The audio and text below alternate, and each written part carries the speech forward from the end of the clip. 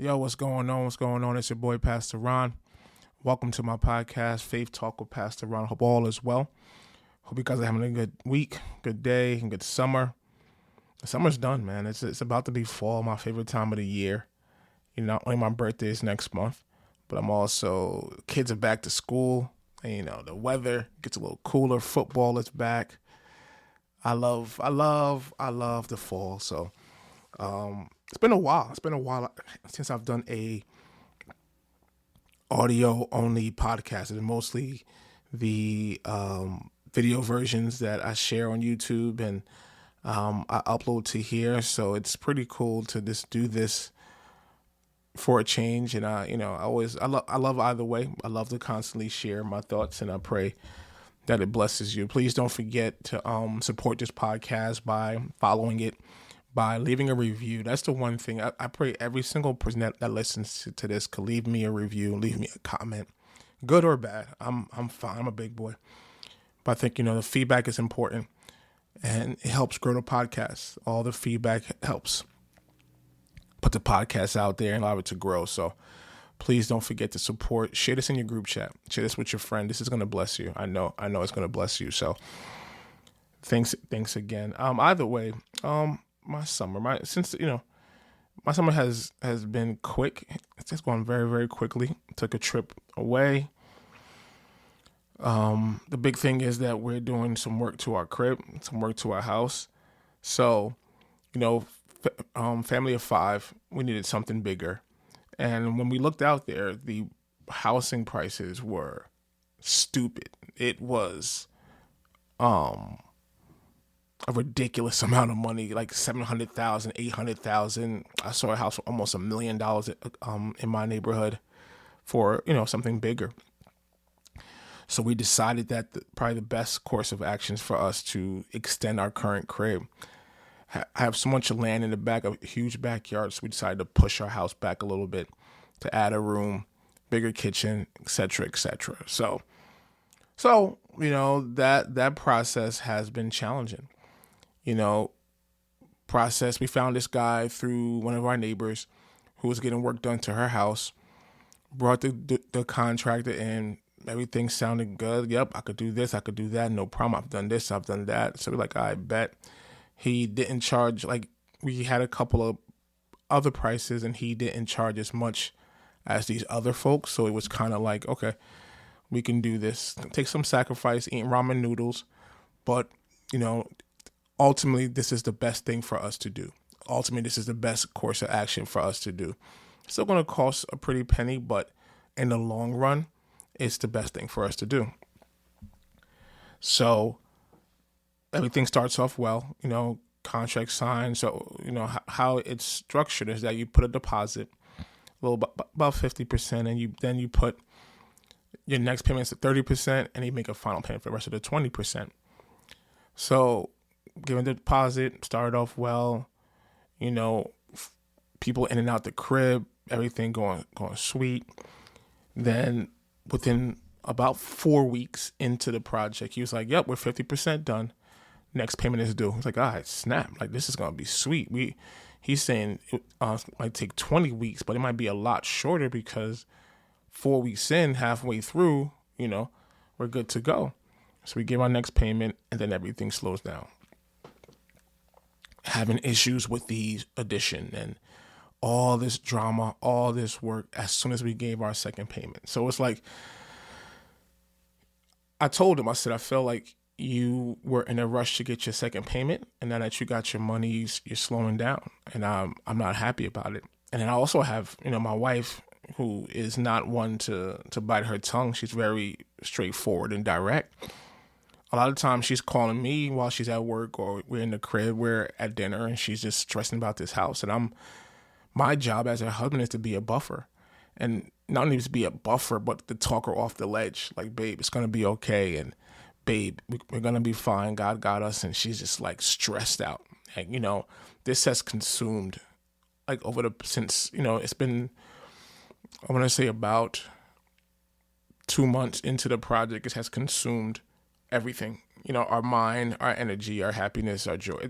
It's just been so difficult, because we're also in the cribs. We're watching nothing being done. That after he got his second payment, we're looking and seeing, there's days where no one shows up or very minimal amount of work is being done. And that's very, very frustrating. And my wife is just like, upset as she should be. But I'm trying to buffer her and then still deal with this guy. And this guy's not listening. And, so recently I made a decision. I was like, babe, honestly, this has been so time consuming, energy consuming that I'm going to take my life back. I'm not going to allow this guy to control me, control my emotions, take my joy. Not saying that I checked out or I don't care. I do care because this is my house. This is money we're spending. But I'm also at a point where I'm sitting here like, I can't allow this to stress me out. I can't allow this to consume so much of my energy. And I told her like, babe, we have a choice. Like, no one can make you mad. No one can make you upset. Like, you choose to be upset. Once it gets to that point where you feel that you're overwhelmed or you're upset, etc., that's your opportunity to check out. Numerous times I found myself, because again we're living in a crib, so the crib has gotten smaller, so we're living out of, as opposed to a large 3-bedroom home, kitchen, dining room, living room, basement. We're now reduced to 2 bedrooms, like my son's room and my daughter's room. And I'll tell you more about that later on, why we're just 2 rooms and the basement. So like we're just like in prison. So we're on top of each other, and which kind of probably adds to the frustration. The kids don't. The thing about it that's crazy. The kids don't care. My sons, as long as they have their PS5, they're happy, and food. As long as they get something to eat, and mind you, June 29th they demoed our kitchen, so we haven't had a kitchen since. So for over a month, we haven't had a kitchen, and there's no end in sight. There's no end in sight. I speak to you today, August 12th. We still have no kitchen. So about 6 weeks we haven't had a kitchen. So it's eating out a lot and finding ways to, like, my goal for my kids to not feel that much of a change, right? I don't like their lives to be interrupted. I want to protect their peace and keep them in a bubble. So my kids are happy. As long as my boys have their PS5. Gianna, the baby girl, she's always under me. So her and I are always hanging out, and I'm playing with dolls and, just having meaningful conversations with a 3-year-old. But for the most part, my kids are okay as long as they eat and they have their video games and there's Wi-Fi. That's all they need. They need to be happy. But in the meantime, my wife and I, we're just so upset and we're so tired of this. But I just made a decision. I'm not going to obsess about this. And I want to be very careful in saying, babe, I'm not abandoning this project. I'm not checking out of this project. We're in this together. But I also have to get my life back. I also have to get my joy back. I also have to get my peace back. I need to think about other things I need to do to prepare for church on Sunday. I can't be sitting here waiting, missing out on time to prep, stressed out about this. And me and this guy, have had so many arguments and so many heated discussions. Like, bro,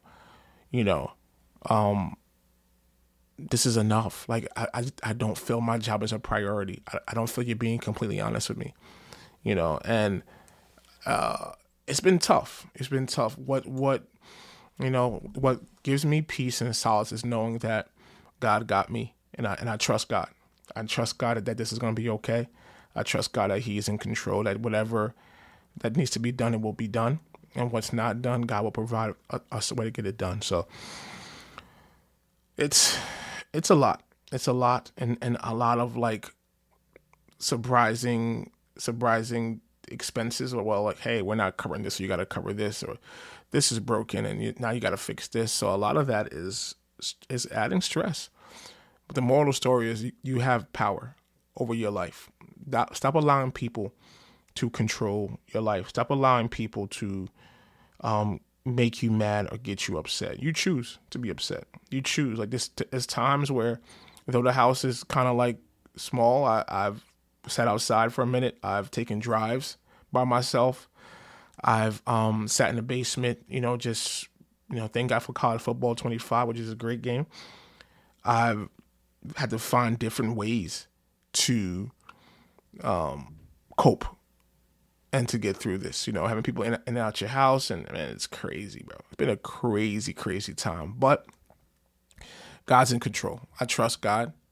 I have faith in God that He has the ability and power to help us and to gain and to make sure we're okay. One of the things, and the reason why I share this, one of the things that we also experienced in this project is roof issues, right? In the addition, they had to build a new roof, obviously, for the addition, and they had to connect the new addition's roof to the old addition. So they connected the roof, and the project, the contractor came to us at some point. Like, yo, roof is done. I swear by hand of God, everything is fine. And then what happened was we've had a really, really wet summer. Like the month of July has been horrible when it comes to rain. Not just rain, but like hurricane-like rain, like monsoon rain, like trees down and flooding type rain. We had at least, I want to say 3 or 4 in the month of July alone, where it was just pouring. And so what happened was when we had a storm, the roof began to leak. The roof leaked, and we had so much damaged clothes. We had so many damaged, so many things lost, and the ceiling in the bathroom, in the master bedroom, the current master bedroom, our room, was jacked up. And throughout the house, we lost some spots because of the rain. Because the rain came, it caused all this damage in the crib. After homeboy swore up and down, it was good. After homeboy swore, like, you know what, this is fine. You ain't got to worry about it. We did our work. This guy is a roofer. He has this blah blah blah license, and then it rains. I was vexed. I was upset. I was mad. And then he came back. He apologized the next day. He said, I'm so sorry. I got somebody back up there. And he said, oh, we found an issue. And said, okay, bet. So days passed, and then we had another storm. And then when the storm came out, more leakage, more damage, more issues to the crib. It's like, oh my God, I don't know what's going on. Like, you know what I'm gonna do? I'm gonna tear the roof up, start all over again, because I don't know what the issue is. So I bet. He came out. He said, you know what? It's good now. Took 2 or 3 days. Guy was on the roof, banging on the roof. Found the issue, replaced shingles, blah, blah, blah. I just re-roofed it, he said. So I bet. Storm comes again. Flood again. So this happened on 3 different occasions where our roof was leaking after this guy said all was well. This is kind of what we're going through, and why my wife is so frustrated. And I'm frustrated low key as well, but I can't show her I'm frustrated because I don't want to add gas to her fire. So I try to downplay it, but she's not having it and she's upset. So, and ultimately this past week he brought an independent person, a person that he hasn't worked with in the past, and they got a roof, and it seems like the roof is good. Because we had a major storm this week, and those who know, like this entire week has been rain. I said to someone, I feel like I'm in Seattle. Like it's all rain. It's all no sun, and so it seems like it's fixed. And I said to my wife, you know what? As much as I am frustrated, I am thankful for the rain.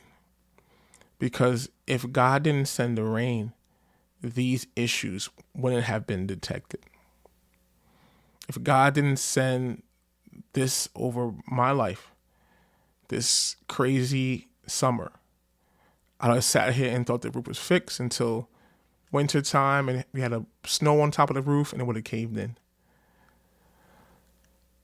So I thank God for the rain. It reminds me of this story in the book of Matthew chapter 7, verse 24 through 27. And it says, therefore, everyone who hears these words of mine and puts them into practice is like a wise man who built his house on the rock.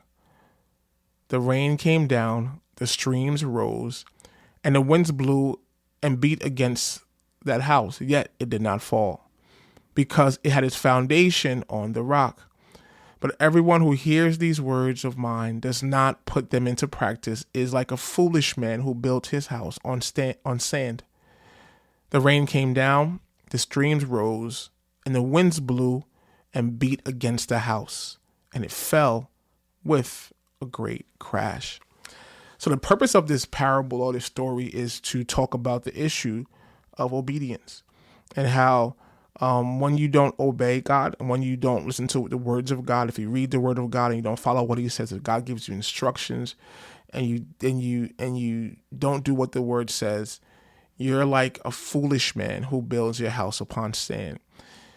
And the deeper meaning to that is that if you don't obey God, your foundation is not God. Your foundation is yourself. When God tells you to do something, God tells you to go here or go there or stop doing this or start doing that, and you don't do it, you're saying, God, my way is better than your way, and I am at the foundation of my life. Right? And I am the one that knows what's best for my life. So the foundation of my life is found in myself or found in people. And God's saying your house is not stable. But God also says those that obey is saying that, Lord, my foundation is in you. That no matter how hard that may be, how many challenges, how difficult that may be, at the end of the day, Lord, the foundation of my life is found in you. The very basis of my life is found in what you tell me to do. I will not put my confidence in myself, put my confidence in man. I put my confidence in you. See, one of the biggest challenges we have is that there's a battle that goes on over our lives. And a battle is not necessarily between God and the devil. The battle is between us and God. We want to tell God what to do. We don't want to obey the will of God. We don't want to follow the will of God. And us being so intelligent and so enlightened, it is so easy to fall into that trap of not obeying God and believing that we know what's best and that what we need to do is follow what we want to do. I often share this with my church is that if you look it up, the Church of Satan is one that's growing within this world in this time. And the God that is at the center of the Church of Satan is not Satan. The God at the center of the Church of Satan is us, is man. Right? We are the gods. The tenet of that is saying, you know what? Why do you need to consult God with your life? You are smart enough. You have enough tools in order to make your own decisions. You don't need God. You don't need God to say, should I buy this house? Should I date this person? Should I take this job? So we as men, we have enough tools and ability and power to control our lives. So what the Church of Satan teaches is that we don't need to obey God. God may tell us what to do, but ultimately we have the ability and power and the very right to make our own decisions. However, one of the things that strikes me in this story is the fact that the wise and foolish builders did not know that their houses were not properly built until the rain comes. Right? When the rain came, the deficiencies in the house and the foundation of the house was revealed. So oftentimes God sends storms, God sends rain in our life in order for him to reveal us to us, reveal you to you. That God said, I'm going to allow the rain to hit you to show the issues that you're having in your life, that you're really bitter, that you're selfish, that you're egotistical, that you're angry, that you lack love and compassion. So God sometimes allows the rain to come to reveal you to you. He allows us to go through those difficult times to show who we really are, because we have the tendency to reveal our true selves in a valley, going through death, going through a job loss, going through a divorce, going through a difficult time. This allows you to see what kind of person you are. So the same thing with my crib, that if God didn't send this rain, If God didn't allow this to come this way, I would never have known the issues in the roof. So I thank God for the rain. And many of us had to thank God for the rain, because by showing us, by allowing the rain to come, He'd allowed us to be ourselves, to know who we really are, right? And the rain comes to everyone. The wise man and the foolish man experience the rain. God allows the good and the bad person to experience the rain. The rain is not just for bad people. The rain is for also good people as well.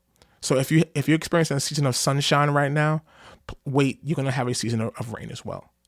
And some folks are in a season of rain right now, but God's always saying that one day you'll have a season of sunshine, right? Weeping may endure for the night, but joy comes in the morning. So weeping is for a season, but in the morning, God will have a level of showing you of sun, of better days, right? The rain is always temporary. It's not a flood, but it's a storm. Storms have a beginning and storms have an end, but God allows the storm to come to reveal to you your deficiencies, where you need to improve. So instead of saying, God, why me? This is not fair. Why am I going through this? What you need to do is saying, God, why am I going through the storm? What are you trying to reveal to me? Because you're your real self in the storm. You're a real person. You're real and honest in your storm. So I think it's imperative for us to understand the value and the importance of the storm. And many of us need to sit here and say, God, thank you for the rain, because if it wasn't for the rain, I wouldn't know how my heart is really bitter, how I'm not a true worshiper, how I have anger issues, how I have communication issues. Thank God for the rain, because the rain in my life helped reveal what deficiencies my roof had. The rain in my life allowed me to see, you know what? I need a better foundation. I need a better roof. So I thank God for the rain. So some of you who are going through it right now, say, God, thank you, because you're going to see one day, because right now you don't feel like it. Right now the pain sucks, and the rain and whatever you're going through, it sucks. But one day you're going to sit here and be like, you know what? Yo, this was worth it, because I grew because of the storm. And the rain that you're going through is not against you. It's actually for you. It's not here to tear you down, but the rain that God is sending is here to build you up. So make sure you take notes as to what is revealed about you, about your friends, about your circle when you're going through rain, right? When you're going through storm, you find out who's there for you and who's not there for you. Granted, some people can't be there because they're going through their own storm. They're going through their own drama. But you also have the ability to reveal a lot in your storm. So when you're going through storms, take notes, because God sent this storm to reveal you to you. I pray this blesses you. I pray this is something that encourages you. Again, don't forget to share it in your group chat. Follow this podcast. Like, subscribe, share, whatever you got to do. Let's do this journey together and pushing this podcast and pushing this word. Again, I pray this blesses you. Thank you for listening. Thank you for your time. God bless you. Peace.